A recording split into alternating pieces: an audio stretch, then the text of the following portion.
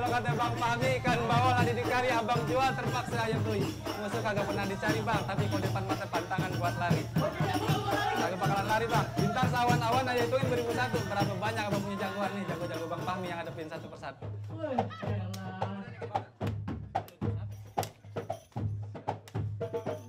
Ame-ame, belalang kuku. Maksudnya? Tepuk tangan biar ame dua jago penjat.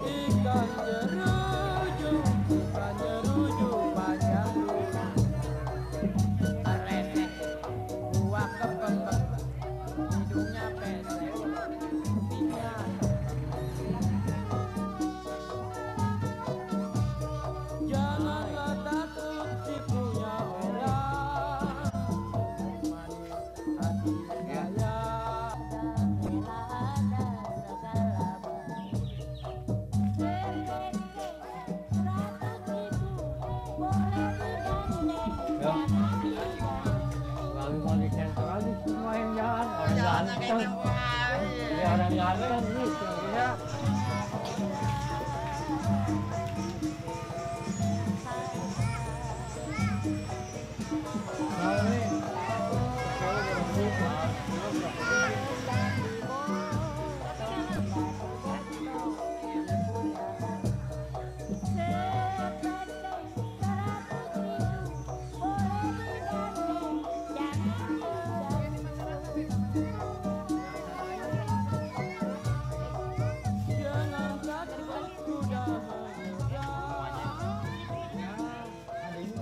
Di Rebelong budayanya adalah budaya silat. Seninya juga banyak yang suka dengan silat, palang pintunya banyak yang mesen dari Rebelong juga, sehingga banyak perguruan-perguruan silat di Rebelong. Baik. Alhamdulillah, itu dikit banget loh ini. Hah? Buat lalat? Oh iya. Oh, ayo. Di utama di Betawi itu adalah cingkrik aslinya dari Rebelong. Tidak seperti silat-silat lain yang aslinya dari wilayah lain. Jadi ciri khas daripada Rebelong ini adalah cingkrik. Kalau anak Rebelong kemana-mana, tentunya orang tanya, bisa cingkrik nggak? Walaupun di sini sudah berkembang, separuhnya daripada pesilat itu gerak rasa. Tapi dominan orang bertanya tetap cingkrik. Karena saya yang ngajar gerak rasa juga dulunya adalah orang yang melatih cingkrik. Dan beberapa ilmu bela diri yang lain saya pelajari juga supaya cingkrik ini khususnya lebih bermutu.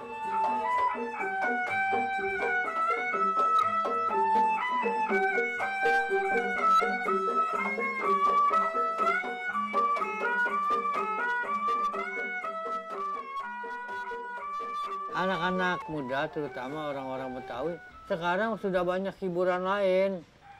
Jadi kalau dulu hiburan satu-satunya adalah dari musola, habis ngaji silat. Tidak ada yang lain. Kan kita TV nggak ada, radio jarang yang punya, apalagi HP. Setelah datang alat-alat hiburan elektronik ini, minat menjadi kurang. Karena mereka sudah main game, komputer, mereka HP sekarang udah macam-macam, saya nggak ngerti ya, udah macam-macam sehingga mereka terpaku dengan hiburan-hiburan elektronik tadi.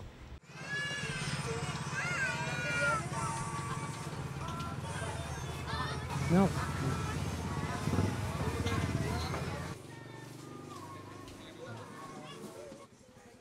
cingkrik itu dimulai asalnya dari Kong Maing. Tetangganya Kong Maing ini miara monyet. Yang miara itu namanya Nesa Are, orang perempuan yang sudah tua. Dia miara, setiap hari monyet itu digangguin, disodok, digebuk. Monyet itu kalau digebuk dia loncat, dia menghindar. Nah, dari teknik-teknik monyet tadi dijadikan teknik ke silatnya. Diciptakanlah silat itu dengan jurus melalui tadi jurus longok, kan seperti monyet. Ada lagi jurus tuh.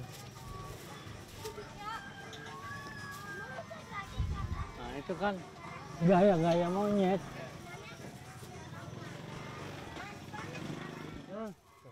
Setelah dia bisa menciptakan jurus-jurus itu, dia nyari murid, ketemu murid-muridnya tuh Ki Ali, Ki Saari, Ki Ajin.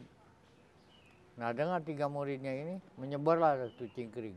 Dari Kong Maing, Kong Ajin, Kong Hayat, Bang Acik, saya kelima. Nah, tapi walaupun kelima, dengan guru keempat itu, ketiga saya masih datengin. Jadi saya hampir lintas guru-guru cingkring itu saya belajar.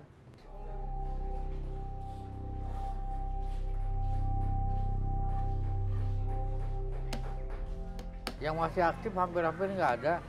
Jadi karena apalagi yang baru, saya udah tua, saya bilang belajar lagi dah kepada yang lain. Di sini kan ada murid saya, Bang Cacang namanya. Belajar sama Bang Cacang.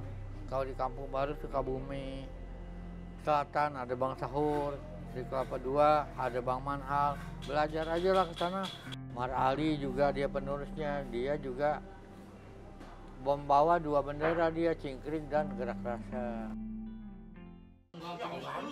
Main malam itu paling 15 menit.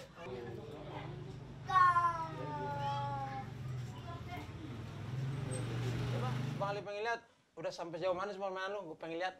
Coba satu-satu jangan sekaligus, tempat sempit. Iya. Coba gue pengen lihat coba gerak cingkring dasar yang pertama gimana?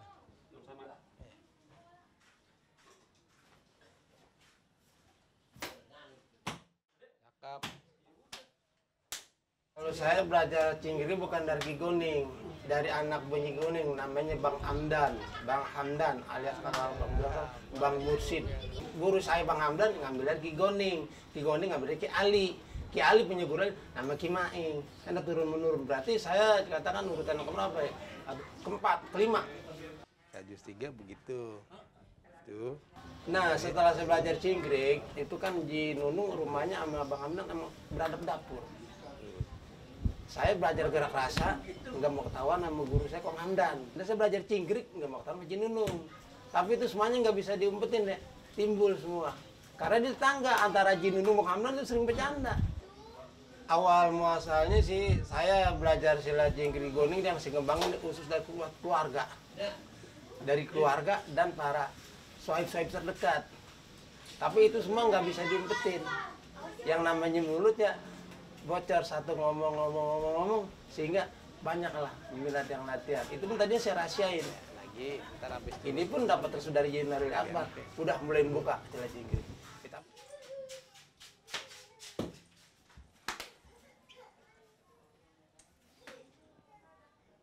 Mata lu kenapa nunduk sih jalan? Jangan duit. Duit Lu tes gemblong. Ya, Belum? saya. Lu mau jurus berapa? 4, 3. 3. Ya. Habisin. Coba disikut. Ya. Insya Allah emang saya pun sama anak-anak senior saya sudah berencana pengen silaturahmi ke rumah Junari Akbar. Ya, ajang dikit lagi akhir tahun ya, mau datang awal tahun baru begitu. Saya pengen nanya juga sama Junari Akbar, bagaimana nih perkembangannya masalah silat budaya Reblong dan silat gerak rasa Sanalika. Dengan lihat kondisi Pak Haji kan sudah tua. Saya pengen berbincang-bincang lagi, apa sih perkembangannya nanti kalau umpama Pak Haji udah nggak ada begitu. Mangga bukan sembarang mangga. Kuning aja alap-alapin. Ayo, nggak apa-apa. Ayo. Ayo. Tukaran dulu. Tukaran baju. Pakai jaket. Oh, pakai jaket.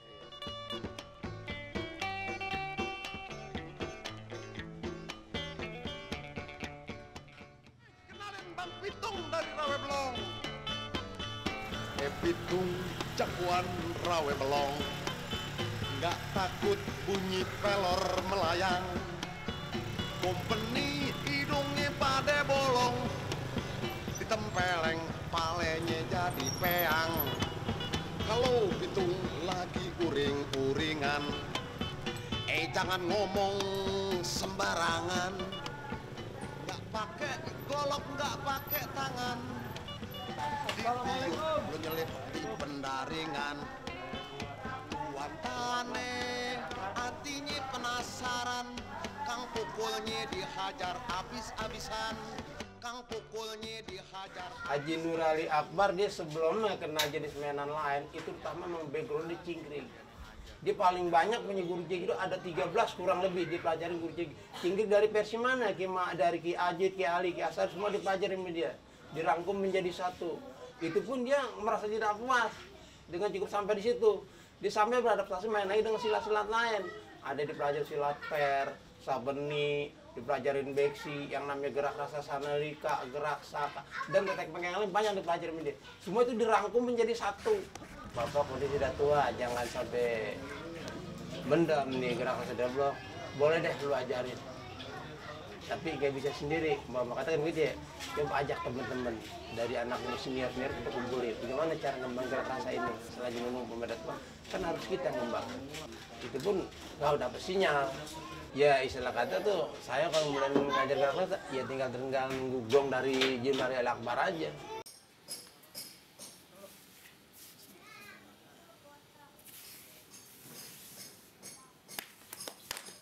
Cara-cara untuk mengembangkan gerak rasa sendiri pun saya pun udah paham dan ngerti. Cuma sebelum dapat sinyal aja dari Pak Jenderal. Sekarang ini kalau yang baru, yang belum sama sekali punya mainan, memang belajar gerak rasa karena Jinunu nggak ajarin.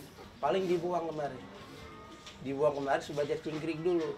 Otomatis siapapun anak-anak yang ada di sini, kalau saya yang bawa ke Haji Nur Ali Akbar, 99% diterima, dia tahu, berarti dia udah paham. Pak Ji, saya secara kebetulan udah lama berkecimpung di dalam gerak silat cingkrik di Kuning. Maka saya banyak punya murid dan punya para senior-senior. Tapi nggak ada salah dong kalau saya minta ilmu gerak rasa dari Pak Ji. Ya kalau kita punya satu dibanding punya dua, lebih cakep punya dua. Jadi boleh? Iya boleh.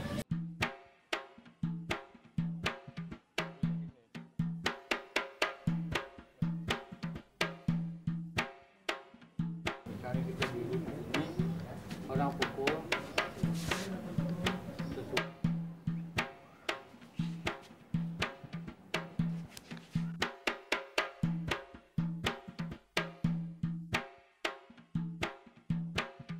Begitulah lembutnya ya. Jadi kalau jalannya begini ya. Ya, Mar Ali itu adalah seorang guru dan sebagai orang tua kita semua gitu. Dari anak murid, silat jingkrik dan gerak rasa. Ya, susah juga sih belajar gerak rasa itu. Tapi mungkin kalau emang kita niat belajar, ya mungkin bisa gitu. Tapi dulu ditanya sama Bang Ali, lu kesini mau ngapain? Saya bang sini mau belajar silat. Buat apaan? Buat jagoan? Enggak, buat bela diri. Emang diri lu nggak ada yang jaga? Saya bingung tuh. Diri saya emang ada yang jaga bang? Ya nggak ada bang. Itu malaikat kiri kanan. Sayang sih kalau menurut saya kita sebagai orang Betawi jangan sampai ditinggalin budaya Betawi ini.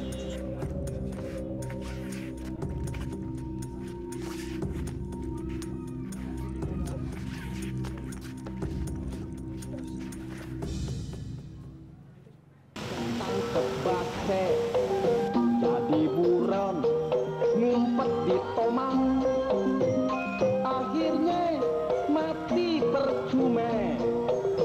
Ketangkep di kober Cina. Ya ampun, anaknya molor. Cuma merem doang.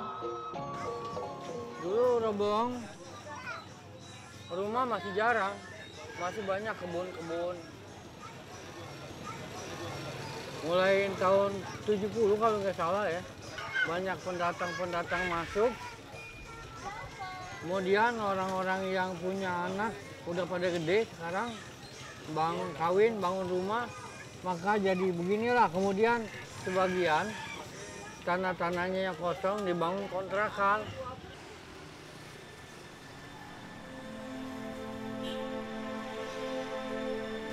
Al-Fatihah.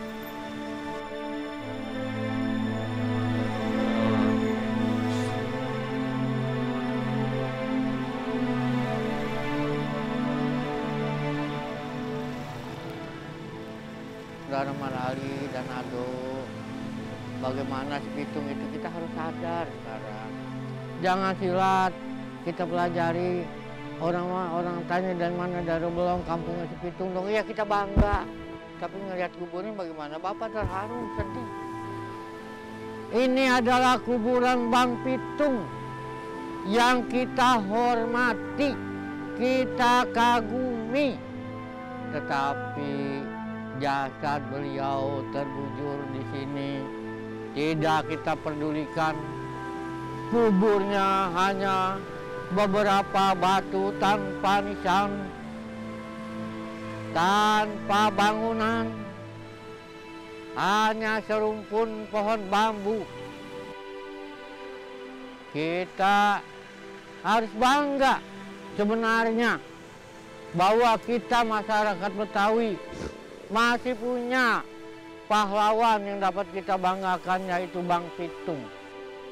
Silat si Pitung yang kita tahu bahwa si Pitung telah berjuang dengan ilmu bela dirinya, dengan agamanya, dengan keberaniannya, dengan akhlaknya.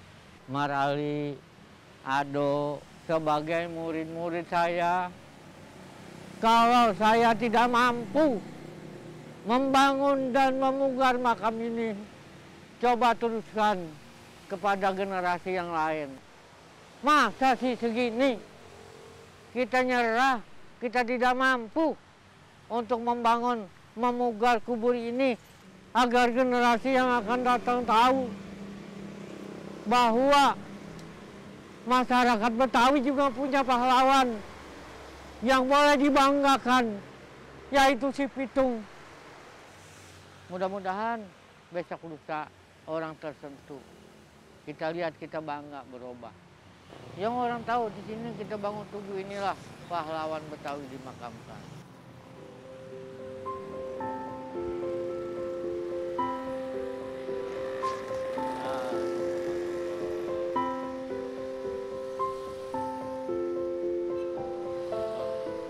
Ya, saya kan sebagai orang Betawi asli, saya ingin mengembangkan budaya Betawi.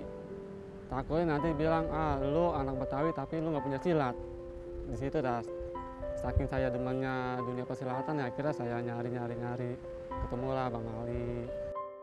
Kenapa sih orang pribumi sendiri nggak mau dengan budaya silat Betawinya? Karena mereka banyak, silat itu jadi jagoan, jadi jawar. Itu kan enggak. Karena perubahan zaman, orang, ya mungkin ada sebagian pendapat yang pendapatnya terlalu cetek, mengatakan nggak perlu belajar silat aja. Kalau dulu kita cari jati diri kita dengan belajar silat.